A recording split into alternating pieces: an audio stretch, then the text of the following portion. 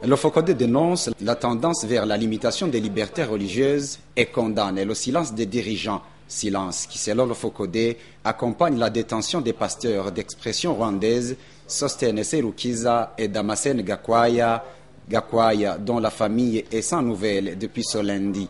Le Focodé trouve curieux que les hautes autorités burundaises, qui sont religieusement actives en organisant au moins 2 croisades évangéliques chaque année, restent muettes face aux arrestations et détentions en cascade des serviteurs de Dieu. Question: le Focodé met-il en doute la foi de ces autorités? Pas du tout, rétorque pacifique Nina Hazoué, qui explique qu'à Dieu seul revient le pouvoir de juger, mais en même temps, il s'étonne que dans un pouvoir religieusement actif, les religieux éprouvent plus de difficultés. Au début du pouvoir en 2005, le chef de l'État disait qu'il allait rencontrer les leaders religieux tous les lundis. À l'époque, je pense qu'il avait l'intention plutôt d'écouter les messages qui proviennent de ces sages. Et je pense qu'il considérait qu'il s'agit des sages. Alors, ce que je ne comprends pas aujourd'hui, c'est qu'ils soient probablement gênés par les messages qu'ils ont donnés par les mêmes leaders religieux.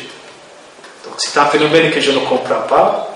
Je ne sais pas s'il y aurait une compétition entre confessions religieuses, certaines qui seraient proches des autorités et d'autres qui ne leur seraient pas proches. Je ne sais pas si c'est la gêne liée au message qu'ils reçoivent, mais je constate ce paradoxe qu'un pouvoir religieusement actif soit le pouvoir qui m'amène les leaders religieux. Un autre sujet qui inquiète le Focodé, c'est la reprise du refoulement sans façon et souvent sélectif des étrangers vers les frontières, comme cela s'est fait à la veille des élections de 2010. Le Focodé constate que cette opération vise surtout des pasteurs kinyarwandophones et demande que les droits des étrangers résidant au Burundi soient respectés. Le président du Focodé se demande pourquoi cet acharnement sur les pasteurs d'expression rwandaise et demande une explication à cela. C'est anormal qu'on détienne des responsables. C'est anormal qu'on refoule des gens et qu'on ne communique pas.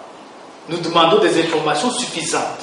Qu'est-ce qui se passe? Pourquoi vise-t-on une seule catégorie d'étrangers qui se trouvent au Burundi?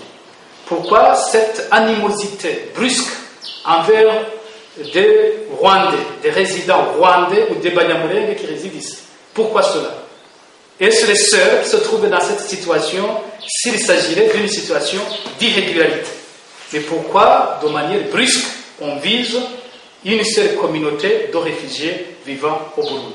Enfin, le Focodé demande que les responsabilités soient dégagées sur le meurtre d'au moins 7 pèlerins d'Obusinde et que les informations sur l'évolution de l'enquête dans l'assassinat des 3 sœurs xavériennes d'origine italienne de Kamenge soient régulièrement fournies à l'opinion, surtout qu'une expertise médicale soit rapidement faite sur l'état psychique du présumé auteur de cet assassinat.